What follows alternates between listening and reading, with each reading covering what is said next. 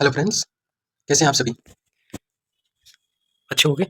चलो आज हम शुरू करने वाले हैं परमार सर की जो पीवाईक्यू सीरीज पार्ट 3 है ना, उसका रिवीजन करने वाले हैं। हम लेक्चर 1 से लेक्चर पूरे 50 करेंगे और फटाफट रिवीजन करेंगे। और आपके लिए सरप्राइज भी होगा कि हर चैप्टर की पीडीएफ आपको हमारे Telegram channel SSC exam idea पर मिल जाएगी। तो आपको हमारा Telegram channel SSC exam idea join कर लेना है। रिवीजन क्लास मात्र 20 मिनट की होगी और हम इसमें पूरा लेक्चर फर्स्ट का रिवीजन कर पाएंगे और आपको पीडीएफ मिल जाएगी। और हमारे चैनल को सब्सक्राइब कर लीजिए। चलिए शुरू करते हैं। तो इसमें पहला क्वेश्चन है कि भारत के जो गवर्नर जनरल है और उनके साथ में जो घटनाएं हुई उनका मिलान किया गया है यहाँ पे। पहला है लॉर्ड डलहौजी के समय क्या हुआ, थोड़ा पतला कर लेते हैं। लॉर्ड डलहौजी के समय क्या हुआ? लॉर्ड डलहौजी के समय वो डिस्पेच 1854 में आया और 1857 का विद्रोह हुआ जो प्रथम स्वतंत्रता युद्ध के नाम से जाना जाता है। उस समय भारत के गवर्नर जनरल कैनिंग। और प्रथम अफगान युद्ध के समय ऑकलैंड, ये गवर्नर जनरल है और उनके काल में जो घटनाएं हुई ये वो है। अब यहाँ पे हम डलहौजी के बारे में डिस्कस कर लेते हैं। डलहौजी जो गवर्नर जनरल रहा 1848 से 56, इसके समय हड़प नीति आई 1848 में, जिसमें इसने सतारा, संबलपुर, जैतपुर और भी झांसी इनको अपने अधिकार क्षेत्र में ले लिया। और सेकंड एंग्लो अफगान युद्ध 1848 में डलहौजी के काल में हुआ। वो डिस्पेच जिसे भारतीय शिक्षा का मेघना काटा कहा जाता है, ये क्वेश्चन आ चुका है एसएससी में कि भारतीय शिक्षा का मेघना काटा, तो वो है वो डिस्पेच। वर्नाकुलर एक्ट मैकुलेंजे मिनट 1833 में आया, अधोगामी निस्पंदन का सिद्धांत दिया इसमें। और अगला है भारतीय अंग्रेजी शिक्षा का जनक किसे कहा जाता है? तो ये कहा जाता है बेंटिंग को, विलियम बेंटिंग को क्या कहा जाता है? भारतीय अंग्रेजी शिक्षा का जनक। अब यहाँ पे ओकलैंड के बारे में और कैनिंग के बारे में और पढ़ लेते हैं। ओकलैंड 1836 से 42, इसके समय प्रथम अफगान युद्ध हुआ। महाराणा रणजीत सिंह की मृत्यु 1839 में हुई जो इसके शासनकाल में है। और महाराणा रणजीत सिंह कौन सी शुक्रचर्या मिशन से संबंधित है, ये भी याद रखना है। और कैनिंग है 1856-57, इसके समय इंपॉर्टेंट है कि 1857 का विद्रोह उसके समय कैनिंग थे वायसराय। सिपाही विद्रोह इसके समय हुआ। प्रथम वायसराय बने थे ये, गवर्नर जनरल से वायसराय बने कैनिंग, ये आपको याद रखना है। और आगे है हमार बेटी हमार मान, ये नामक अभियान किसका है? छत्तीसगढ़ का। इसका हिंदी में हमारी बेटी हमारा सम्मान। ये कहाँ का संबंधित है? छत्तीसगढ़ से। करंट का है सितंबर 2022 में किस विधानसभा ने महिलाओं विधायकों के लिए सुरक्षा, स्वास्थ्य, स्वच्छता और शिक्षा जैसे महिला मुद्दों को बोलने के लिए एक दिन अलग रखा? तो ये रखा है यूपी विधानसभा ने। तो ये भी करंट अफेयर्स का क्वेश्चन है, इसमें आपको ज़्यादा कुछ याद रखने की जरूरत नहीं है। नेक्स्ट है सूचीबद्ध करना है कि कैंसर का निम्न में से कौन सा एक रोग नहीं है? तो ये है ग्लूकोमा। ग्लूकोमा कैंसर का रोग नहीं है, ये एक आनुवांशिक रोग है जो आंखों में दबाव उत्पन्न करता है और ये नेत्र संबंधी रोग है जिसके कारण पूर्ण अंधापन हो सकता है ग्लूकोमा। तो ये आंख से संबंधित है। बाकी तीनों सार्कोमा, लिपोमा, कार्सिनोमा, ये किससे संबंधित है? ये कैंसर के संबंधित है। और ट्राइकोमा ये भी किससे संबंधित है? ट्राइकोमा ये भी आंख से संबंधित है जो बैक्टीरिया के कारण फैलता है। अब यहाँ पे आंख के जो दोष हैं उनके बारे में डिस्कस करते हैं। पहला है मायोपिया। तो मायोपिया में क्या है? निकट दृष्टि दोष। तो इसमें मायोपिया में जो प्रतिबिंब है वो रेटिना से पहले बन जाता है मायोपिया में, तो उसे निकट दृष्टि दोष कहते हैं। और इसमें हमें क्या होता है कि दूर की वस्तुएं दिखाई नहीं देती, और इसके लिए निवारण के लिए अवतल लेंस का प्रयोग करते हैं। पर हाइपरट्रोपिया के लिए क्या कर सकते हैं? जिसे दूर दृष्टि दोष कहा जाता है, इसके लिए उत्तल लेंस, और इसमें रेटिना के पहले बन जाता है प्रतिबिंब। तो इनको कैसे याद रखेंगे? इसमें कौन सा लेंस? तो आपको याद रखना है निकट। निकट में 3 वर्ड है तो इसमें अवतल आ जाएगा, और दूर दृष्टि दोष में है 2 वर्ड तो इसमें उत्तल आ जाएगा। ये याद रखना है कि जिसमें कम अक्षर है उसमें कम अक्षर वाला उत्तल, जिसमें ज़्यादा अक्षर है निकट, जैसे 3 अक्षर है इसमें तो इसमें अवतल आ जाएगा। ये याद रखना है आपको। नेक्स्ट है प्रेसबायोपिया। प्रेसबायोपिया ये किस कारण होता है? ये होता है लेंस का लचीलापन कम होना, यानी लेंस लचीलापन कम हो जाता है, और इसका निवारण करते हैं बाईफोकल लेंस, यानी इसमें उत्तल भी होता है अवतल भी होता है। अगला क्वेश्चन है भारत के उपराष्ट्रपति। तो भारत के दूसरे उपराष्ट्रपति कौन है? तो भारत के दूसरे उपराष्ट्रपति हैं डॉक्टर एस राधाकृष्णन। ये भारत के दूसरे उपराष्ट्रपति हैं। पहले कौन थे? तो पहले भी डॉक्टर राधाकृष्णन। और थर्ड कौन है? जाकिर हुसैन। और फोर्थ कौन है? वीवी गिरी, याद रखना है। संविधान नेक्स्ट है सिक्स्थ संविधान अनुसूचित जनजाति आदेश, फोर्थ संशोधन विधेयक 2022 दिसंबर 2022 में राज्यसभा में पारित किया गया। यह किस राज्य में इसके आवेदन के संबंध में संविधान अनुसूचित जनजाति अधिनियम 1950 में संशोधन करना चाहता है? तो ये है कर्नाटक का। तो ये आपको याद रखने की जरूरत नहीं, करंट का क्वेश्चन है, ये आपको हल्का याद रखना है कि किस में पारित हुआ है? कर्नाटक में। नेक्स्ट है क्वेश्चन नंबर 7, भाग 15 में किसका वर्णन है? ये से क्वेश्चन है। तो इसका भाग 15 में क्या है? चुनाव आयोग। चुनाव आयोग संविधान के भाग 15 में, और इसका आर्टिकल नंबर 324 से 329। और आपको बता दूं कि इसका पीडीएफ आपको सेम टू सेम पीडीएफ मिल जाएगा हमारे चैनल एसएससी एग्जाम आइडिया पर, तो आप ज्वाइन कर लीजिए। और चुनाव का इसमें एक और पॉइंट दिया गया है, चुनाव का दिशा निर्देशन और नियंत्रण एक चुनाव आयोग में निहित होता है, यानी चुनाव आयोग देश में चुनाव करवाता है। नेक्स्ट है, और ये चुनाव आयोग किस अनुच्छेद के तहत चुनाव करवाता है, तो इसकी डेफिनेशन दी गई है 324 में। और विधायिका के चुनाव के संबंध में प्रावधान करने की संसद की शक्ति है अनुच्छेद 327 में। यानी विधायिका के चुनाव होते हैं ना, जैसे संसद के चुनाव हुए, लोकसभा राज्यसभा के चुनाव, तो इसमें संसद की शक्ति किसमें दी गई है, अनुच्छेद 327 में। चुनावी मामलों में अदालतों द्वारा हस्तक्षेप पर रोक अनुच्छेद 329 में दिया गया है। यानी चुनावी मामलों में अदालतों द्वारा जो हस्तक्षेप पर रोक, यानी अदालत उनमें हस्तक्षेप नहीं कर सकती, तो ये दिया गया है 329 में। अब पढ़ लेते हैं हम, इलेक्शन कमीशन ऑफ इंडिया संसद के चुनाव कराते हैं, जिसमें लोकसभा राज्यसभा राज्य विधानमंडल का चुनाव, यानी जो राज्य में विधानसभाएं हैं उनके चुनाव, जैसे विधानसभा विधान परिषद, जैसे विधान परिषद तो कुछ ही राज्यों में है, तो आप कमेंट में बताएंगे कितने राज्यों में है। आपके ऑप्शन है 4, 5, 6 और 7, कितने राज्यों में विधानसभा के साथ साथ विधान परिषद भी है। और राज्य चुनाव आयोग है वो स्थानीय निकाय यानी लोकल बॉडीज यानी लोकल चुनाव करवाता है, जैसे सरपंच प्रधान इनके चुनाव कौन करवाते हैं, राज्य चुनाव आयोग। लेकिन याद रखना है, राज्य में जो विधायिका विधान परिषद विधानसभा के चुनाव होते हैं वो भारत का चुनाव आयोग ही करवाता है, याद रखना है। तो इलेक्शन कमीशन ऑफ इंडिया है, इसकी स्थापना कब हुई, इलेक्शन कमीशन ऑफ इंडिया की स्थापना हुई 25 जनवरी 1950 को, और इस दिन हम राष्ट्रीय मतदाता दिवस मनाते हैं। याद रखना, राष्ट्रीय मतदाता दिवस 25 जनवरी 1950, क्योंकि इस दिन भारतीय चुनाव आयोग की स्थापना हुई। अब प्रश्न एसएससी में पूछा गया है कि भारतीय चुनाव आयोग बहुसदस्यीय कब बना, तो ये बना 1989 में, और 61वां संविधान संशोधन के तहत बहुसदस्यीय निकाय बना। पहले इसमें केवल एक सदस्य होता था, 1989 में इसमें 3 सदस्य हो गए। 8 नंबर क्वेश्चन है, ये फिजिक्स से क्वेश्चन है, तो साइंस का क्वेश्चन भी आते हैं। देखिए, गिरते नारियल, तेज रफ्तार कारों, लुढ़कते पत्थरों, उड़ते विमानों में किस प्रकार की ऊर्जा जुड़ी हुई है, तो ये होगी गतिज ऊर्जा। गतिज ऊर्जा कैसी होगी, जिसमें वेग हो, यानी जिसमें वस्तु गति कर रही हो उसमें गतिज ऊर्जा होती है। गिरते नारियल, नारियल ऊपर से नीचे गिर रहा है तो गति हो रही है, कार तेज रफ्तार से चल रही है, पत्थर ऊपर से नीचे लुढ़क रहा है, विमान उड़ रहा है, तो इनमें सब में गति है, जिसके कारण वेग है इसमें, तो इसी के कारण इनमें गति जुड़ता है।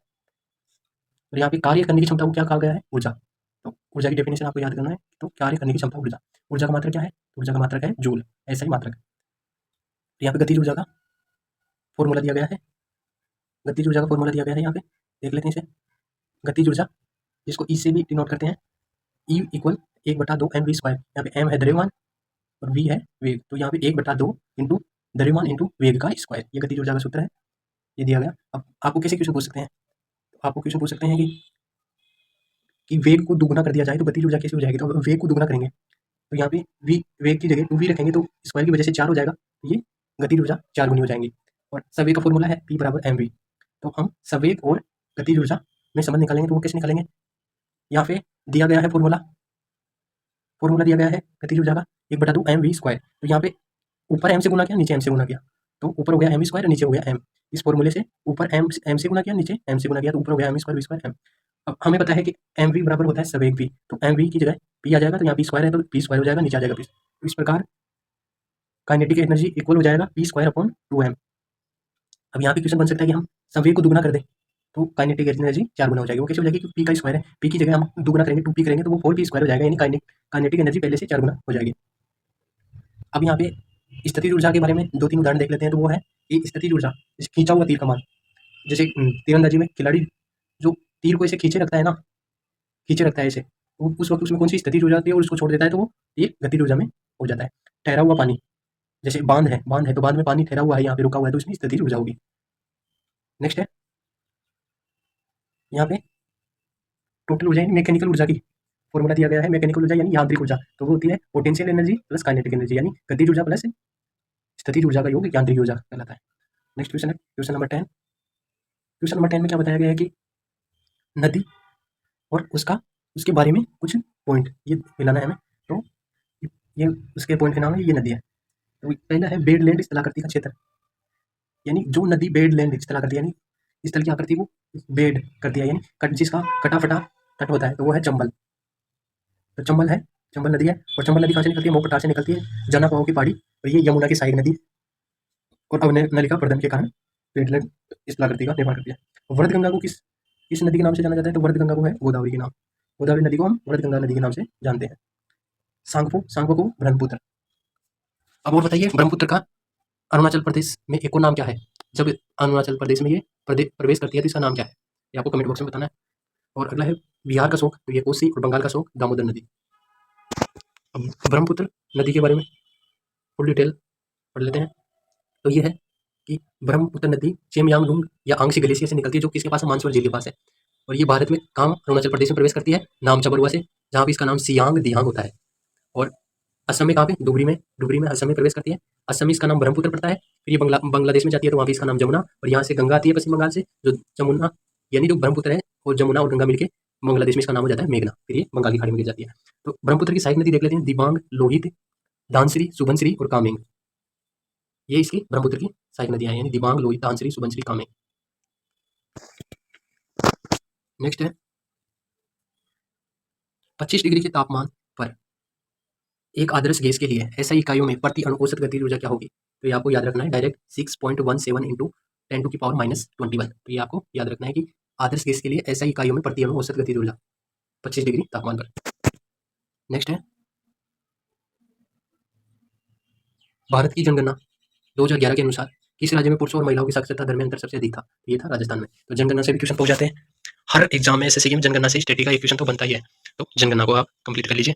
जनगणना में साक्षरता दर देख लेते हैं। तो साक्षरता दर कितनी है, 74.04% साक्षरता दर है। यह है टोटल। पुरुष है 85.14% और महिला है 65.46%। ये महिला की है, तो ये याद रखना है। तो यहाँ पे क्या पुरुषों और महिलाओं में सबसे ज्यादा अंतर पूछा है, तो ये है राजस्थान में। तो ये आपको याद रखना है। नेक्स्ट है इसमें अधिकतम साक्षरता किस राज्य में है, तो ये है केरल में 94% और न्यूनतम बिहार में 61.8%।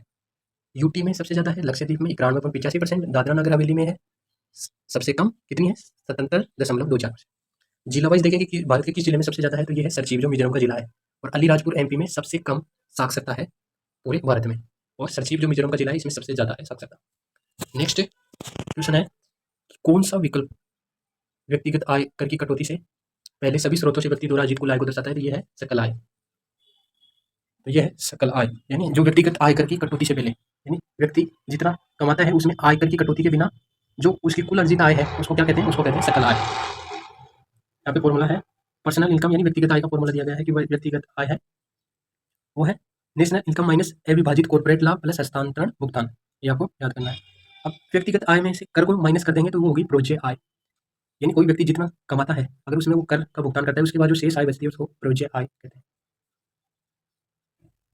अगला क्वेश्चन नंबर 14 है कौन सी बीमारी विरासत में नहीं मिलती। तो विरासत यानी आनुवंशिक नहीं मिलती, तो वो है मलेरिया, जो प्रोटोजोआ के कारण होती है, प्लाज्मोडियम एनाफिलीज मच्छर। अब आपको ये बताना है कि ये किस ये एनाफिलीज मच्छर कौन है, मादा है या नर है, मादा है या नर है बताना है आपको। प्लाज्मोडियम मच्छर, यानी मलेरिया विरासत बीमारी नहीं है। बाकी ये मांसपेशीय दुर्विकास, पुटीय तंतु शोध, डाउन सिंड्रोम, ये सब आनुवंशिक बीमारी है, विरासत में नहीं। आगे पढ़ लेते हैं हम डेंगू के बारे में। डेंगू किसी वायरस के कारण, एडिस एजिप्टी मच्छर के कारण डेंगू फैलता है। एडिस एजिप्टी याद रखना आपको। नेक्स्ट है वर्तमान वैज्ञानिक ज्ञान के आधार पर वर्तमान में यह अनुमान लगाया गया है कि पृथ्वी की अनुमानित आयु है, तो ये आपको डायरेक्ट याद रखना है। पृथ्वी की अनुमानित आयु कितनी है, तो ये है पृथ्वी की अनुमानित आयु है कितना होगा, ये 22 सैकड़ा हजार 10,000 लाख करोड़ 10 करोड़ अरब 4 अरब 50 करोड़ साल, यानी 4.5 बिलियन। आपको याद रखना है। डायरेक्ट ये पूछेगा कि 10 पृथ्वी की अनुमानित आयु कितनी है, तो ये है 4.5 बिलियन। 1 बिलियन में 10,000 लाख होते हैं, यानी 100 करोड़। तो देख लेना 400 करोड़ और ये 5,000 लाख, तो याद रखना है 1 बिलियन में 10,000 लाख या 100 करोड़। पृथ्वी की अनुमानित आयु डायरेक्ट पूछा जाएगा। नेक्स्ट है ब्रह्मांड की उत्पत्ति। ब्रह्मांड की उत्पत्ति किसे मानी जाती है, ब्रह्मांड की उत्पत्ति मानी जाती है बिग बैंग थ्योरी, जो एक महाविस्फोट सिद्धांत है। किसने दिया, लेमेतेयर ने ये सिद्धांत दिया। महाविस्फोट यानी पृथ्वी जो ब्रह्मांड की उत्पत्ति हुई है वो एक विस्फोट के कारण हुई है, यानी ब्रह्मांड में एक विस्फोट हुआ जिससे ब्रह्मांड की उत्पत्ति हुई। और स्थिर अवस्था सिद्धांत यानी स्टेडी स्टेट थ्योरी 1948, ये किसने दी, ये दी होयले ने दी है स्थिर अवस्था सिद्धांत 1948। सौर मंडल के बारे में सबसे पहले नेबुलर परिकल्पना जो 1755 में आई, इसको दिया इमैनुअल कांत ने, और इसको संशोधित किया लेपेलेज ने 1796। याद रखना है डायरेक्ट में कि सौर मंडल के बारे में सबसे पहले नेबुलर परिकल्पना आई 1755 में, जैसे इमैनुअल कांत ने दिया, और संशोधित किया इसको लेपेलेज ने 1796 में। और नेक्स्ट क्वेश्चन है अमल है यहाँ पे, और ये खाद्य स्रोत इसमें पाया जाता है, तो इसको हमको देखना है। पहले कार्बोनिक अम्ल, तो यह है सोडा वाटर, यानी जो सोडा वाटर होते हैं उनमें कार्बोनिक अम्ल पाया जाता है। ल्यूक्रिक अम्ल कोकोनट मिल्क में कौन सा अम्ल पाया जाता है, ल्यूक्रिक एसिड। प्यूटारिक अम्ल पाया जाता है बटर में। बटर में कौन सा? प्यूटारिक। इरूसिक यानी मस्टर्ड ऑयल, सरसों के तेल में इरूसिक अम्ल पाया जाता है। नेक्स्ट है चींटी के डंक में कौन सा पाया जाता है? तो चींटी के डंक में पाया जाता है फॉर्मिक एसिड या मेथेनोइक एसिड, जिसका फॉर्मूला है HCOOH। सेब में कौन सा? मेलाइक एसिड। इमली या अंगूर में, दोनों में टार्टरिक अम्ल। दही में लैक्टिक अम्ल। टमाटर में बताना है आपको, टमाटर में कौन सा पाया जाता है? बैक्टीरिया। बैक्टीरिया विश्व भारती 1921 में रविंद्रनाथ टैगोर द्वारा स्थापित। कौन सी? पार्टिया टैगोर। ये किसके लिए विश्व भारती 1921 में किसके द्वारा? रविंद्रनाथ टैगोर द्वारा स्थापित हुई विश्व भारती। नेक्स्ट है हमारा क्वेश्चन नंबर 17। शून्य समूहों को, तत्वों को सामान्यतः क्या कहा जाता है? शून्य समूह को तो इसको कहा जाता है अक्रिय गैस, इनर्ट गैसेज। यानी अब सारणी में जो 18वां वर्ग होता है लास्ट वाला, उसको कहते हैं अक्रिय गैस या नोबल गैस या इनर्ट गैसेज, या जिसको जीरोथ ग्रुप भी कहा जाता है, जीरोथ ग्रुप। क्योंकि इसकी बाह्य कोश की समझौताएं संपूर्ण होती हैं, पूरी भरी हुई होती हैं, इसलिए इसको शून्य समूह तत्व भी कहते हैं। ये कौन सा वर्ग है? 18 वर्ग। आपको बताना है आवर्त सारणी में कितने वर्ग है? तो ये है 18 ग्रुप, 7 पीरियड, यानी 7 आवर्त और 18 वर्ग है। ये अक्रिय गैसें के helium, neon, argon, krypton, xenon और रेडॉन, ये अक्रिय गैसें हैं। उनको याद रख लेना आपको, हीना, हीना, नीना और करीना, जेने, रेडॉन। आपको ट्रिक बताने लगा, कोई भी याद करना जैसे सर ने बताई थी वैसे मैं बता रहा हूँ। नेक्स्ट है क्वेश्चन नंबर 18। किसने बादशाहनामा लिखी? बादशाहनामा किसने लिखी? तो ये लिखी अब्दुल हामिद लाहौरी ने। अब्दुल हामिद लाहौरी ने लिखी है बादशाहनामा। अकबरनामा किसने लिखी है? अबुल फजल ने। अबुल फजल कौन थे? अकबर के नवरत्नों में से एक थे, जिसमें फैजी भी थे। अबुल फजल और फैजी ये दोनों क्या थे? दोनों भाई थे अकबर के नवरत्न में से। आपको बताना है अकबर के नवरत्नों में से चिकित्सक कौन था, यानी जो चिकित्सक था ना वो कौन था, आपको बताना है। अकबरनामा के 3 भाग हैं। पहले भाग में पूर्वजों के बारे में बताया गया, यानी अकबर के पूर्वज हैं जैसे बाबर हुए हैं, उनके बारे में बताया गया है। सेकंड भाग में बताया गया उसके शासन के बारे में, कार्यकाल के बारे में, और थर्ड में उसके प्रशासन के बारे में बताया गया, जिसको आईने अकबरी नाम दिया गया है। तो आपको याद रखना है कि आईने अकबरी अकबरनामा का थर्ड पार्ट है, ना कि ये सेम है, तो ये इसका एक भाग है। और ये तुजू के बाबरी है, ये बाबर की आत्मकथा है तुर्की भाषा में, जो उसने खुद लिखी है, यानी आत्मकथा है ये। इसका फारसी में अनुवाद किया है अब्दुल रहीम खान खाना ने, जो किसका पुत्र है? बेरम खान का। इसका पुत्र है बेरम खान का। नेक्स्ट है आपको बताना है क्वेश्चन नंबर 19। कौन निजीकरण की संभावित आलोचना है? निजीकरण की संभावित आलोचना क्या है? तो ये है इकोनॉमिक्स का क्वेश्चन कि हाशिए पर मौजूद आबादी के लिए आवश्यक सेवाओं तक सीमित पहुंच, यानी हाशिए पर, यानी जो नीचे की कैटेगरी में रहते हैं, बीपीएल कैटेगरी के, उनके अब उस आबादी के लिए क्या है, जो आवश्यक सेवाएं हैं ना, उनकी सीमित पहुंच होती है। तो ये याद रख लेना आपको, डायरेक्ट इकोनॉमिक्स क्वेश्चन है। नेक्स्ट है क्वेश्चन नंबर 20, आज का लास्ट क्वेश्चन। किस विदेशी यात्री के अनुसार ध्रुवीसेनदित्य प्रयाग, ये जो इलाहाबाद है, में हर्ष की सभा में शामिल हुआ था? तो ये हुआ था हवेन सांग। कौन हुआ था? हवेन सांग, द्वितीय चीन का यात्री, जो कब आया था? 1400 साल पहले। आपको ये याद रखना है, हर्षवर्धन के काल में आया था ये हवेन सांग, जो द्वितीय चीनी यात्री है। पहला कौन था? फायान। तो ये पूछ चुका है कि ये कितने वर्ष पहले आया था आज से, तो ये 1400 साल पहले लगभग। इस जो हवेन सांग को क्या कहते हैं? जुआनजांग भी कहते हैं। और ये पुलकेशिन द्वितीय के दरबार में भी गया था, जो चालुक्य वंश के थे, पुलकेशिन द्वितीय। तो अब आपको पता वो चल गया होगा कि हर्षवर्धन और पुलकेशिन द्वितीय ये दोनों क्या थे? कंटेम्प्रेरी, यानी समकालीन थे। यानी उत्तर भारत में हर्षवर्धन शासन कर रहे थे और दक्षिण भारत में उसमें चालुक्य के पुलकेशिन द्वितीय शासन कर रहे थे। हविन सांग की पुस्तक है सीयू की, जिसे भारतीय शिक्षा के बारे में बताया गया। हविन सांग चीन से आए थे पढ़ने के लिए। और पहला जो चीनी यात्री है वो है फायान। कौन है? फायान, जो चंद्रगुप्त द्वितीय के समय में आया था। चंद्रगुप्त द्वितीय के समय में आया था। मार्को पोलो है, वेनिस पांड्या के समय आया था। पांड्य थे ना दक्षिण भारत में, उनमें आया था। और आज ये 21 क्वेश्चन देख लेते हैं। 21 यहाँ पे स्कीम दी गई है और इसकी लंबाई दी गई है, तो ये आपको डायरेक्ट याद रखना है कि आर्थिक गलियारा है तो उसकी 9000 किलोमीटर, और सीमा और अंतर्राष्ट्रीय संपर्क सड़क, यानी जो बॉर्डर पे अंतर्राष्ट्रीय सड़कें हैं उनकी लंबाई है लक्षित 2000 किलोमीटर। और एक्सप्रेस वे है, एक्सप्रेस वे है, एक्सप्रेस वे की लंबाई कितनी है? 800 किलोमीटर, ये लक्षित है। और अंतर गलियारे और फीडर सड़कें की ये 6000 किलोमीटर। नेक्स्ट क्वेश्चन है क्वेश्चन नंबर 22। किस समिति ने मूल्य कर्तव्यों को पालन न करने पर जुर्माना या सजा का सुझाव दिया? तो ये दिया स्वर्ण सिंह समिति ने। यानी मूल्य कर्तव्य का कोई पालन नहीं करता है तो उसको सजा या जुर्माना हो सकता है, ये स्वर्ण सिंह समिति ने सुझाव दिया था। नेक्स्ट है कि ये 42वां संविधान संशोधन 1976 है, उसके तहत संविधान में भाग 4A और आर्टिकल 51 है ये जोड़े गए, जिसमें 10 मौलिक कर्तव्य को जोड़ा गया और 11वां मौलिक कर्तव्य है उस 86वें संविधान संशोधन 2002 द्वारा जोड़ा गया। आपको बताना है ये संविधान संशोधन किससे संबंधित है। और इसमें बात की गई कि जो मौलिक कर्तव्य है वाद योग्य नहीं है, यानी नॉन जस्टिफिएबल, यानी इनके तहत अदालत में कार्रवाई नहीं की जा सकती। वर्मा समिति ने वर्मा समिति है वो किससे संबंधित है, इनमें कानूनी प्रावधान के बारे में वर्मा समिति संबंधित है। फ्लैग कोड एक्ट, ये आपको याद रखना है, फ्लैग कोड एक्ट ये है 1971 का। नेक्स्ट क्वेश्चन है क्वेश्चन नंबर 23।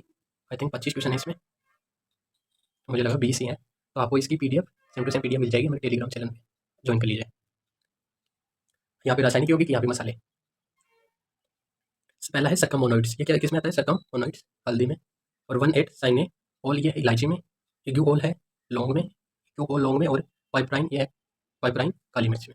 ये रासायनिक यौगिक है, यानी मसालों में जो रासायनिक यौगिक होते हैं, ये आपको याद रखना पड़ेगा, इसका कोई इलाज नहीं है। नेक्स्ट है कौन सा विश्व का क्षेत्र है जो अपने समृद्ध खट्टे फलों के उत्पादन के लिए जाना जाता है, यानी विश्व का वह क्षेत्र जहाँ पे खट्टे फल भारी मात्रा में, तो ये है भूमध्य सागर, जहाँ पे विंटर रेनफॉल होती है। जिब्राल्टर संधि है भूमध्य सागर और अटलांटिक महासागर को जोड़ती है, ये है जिब्राल्टर संधि। बाब अल मंडेव संधि, ये लाल सागर को धन की खाड़ी से जोड़ती है, बाब अल मंडेव। ये है इंटरनेशनल ज्योग्राफी, वैश्विक भूगोल की क्वेश्चन। और आई थिंक ये लास्ट है पीएम और उसके समय पंचवर्षीय योजना। तो सेकंड पंचवर्षीय योजना के समय जवाहरलाल नेहरू, 11वीं 12वीं पंचवर्षीय योजना मनमोहन सिंह, अटल बिहारी वाजपेयी 10वीं पंचवर्षीय योजना है। पंचवर्षीय योजना स्टार्ट कब हुई थी, ये तो हुई थी 1951। नेक्स्ट यहाँ पे पंचवर्षीय योजना के बारे में, एक फर्स्ट सेकंड और थर्ड, इनके समय थे जवाहरलाल नेहरू प्रधानमंत्री, फोर्थ फिफ्थ सिक्स्थ इनके समय इंदिरा गांधी, सेवंथ में राजीव गांधी, एट्थ में पीवी नरसिम्हा राव, नाइन्थ में अटल बिहारी वाजपेयी और टेंथ में शुरुआत में अटल बिहारी वाजपेयी, फिर मनमोहन सिंह और 11th 12th में मनमोहन सिंह। तो ये थी आज की क्लास।